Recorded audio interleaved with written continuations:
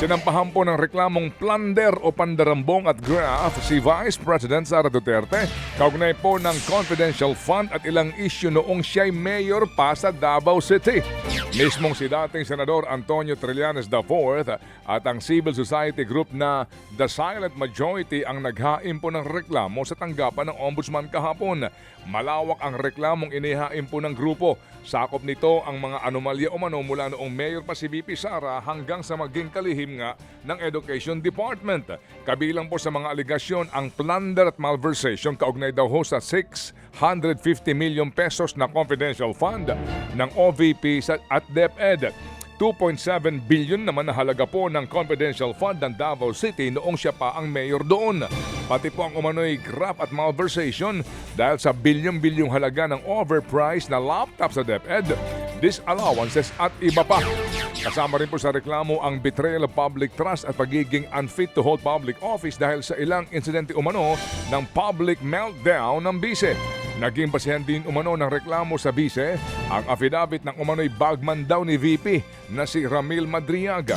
Wala pang pahayag po si VP Sara sa mga bagong reklamo pero dati na ho niyang itinatanggi ang anomalya sa kanyang paggamit ng confidential fund. Hindi naman daw makabubuti sa ekonomiya sakaling ma-impeach pareho ang Pangulong Bongbong Marcos Jr. at maging si Vice President Sara Duterte. Sa ngayon na ipadala na po sa tanggapan ng Speaker ang inihaing impeachment complaint laban sa Pangulong Marcos Jr. Habang nakabinbi naman ang mosyon ng Kamara sa Korte Suprema para po sa impeachment trial ni VP Sara. Nakatakda namang i-endorso ng Makabayan Bloc sa Kamara ang isa pang impeachment complaint laban sa Pangulo ngayong araw. Nauna nang sinabi ng Makabayan Bloc na nakasentrong reklamo sa ground na betrayal of public trust dahil sa anomalya sa mga proyekto ng gobyerno. Bukod sa impeachment laban kay PBBM, may nakaambaring panibagong impeachment complaint laban sa laban po kay VP Sara. Pero ayon kay Senator Risa Ontiveros, hindi magiging maganda sa ekonomiya kung sakaling sabay na mai-impeach ang Pangulo at si VP Sara. Pero importante raw na maipakita sa publiko ang pagpapanagot sa mga opisyal ng pamahalaan kung mapatunayan ang mga alegasyon. Samantala pa rin po naman nagparamdam daw sa mga otoridad ang puganteng si dating Congressman Zaldico. Ilang buwan na hong pinaghahanap si Ko na idinadawit nga sa anomalya sa flood control at mga insertions sa 2025 national budget. Ayon kay Interior Secretary John Vic Remulla, nagpadala daw po ng feeler si Ko sa isang grupo para ipahayag ang kagustuhan nitong makipagdialogo. Ayon pa sa kalihim, nakarating rin daw ito sa kanyang kapatid na si Ombudsman Boying Remulla. Handa naman daw si Remulla na makipag-usap sa kampo ni Ko. Pero patuloy pa rin daw biniberipika ang sinasabing pagpaparamdam lalo pat pinagpasapasahan na ang mensahe.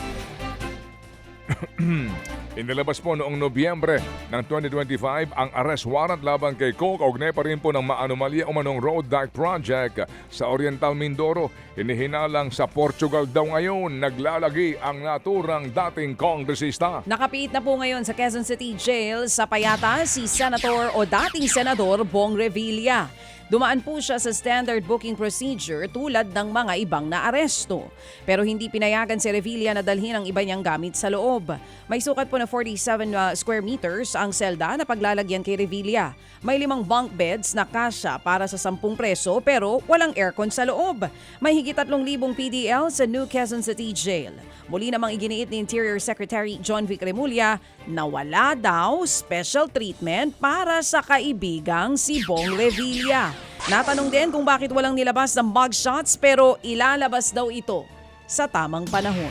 Mga kapatid, brothers and sisters, saan ka pa? Dito na tayo sa totoo.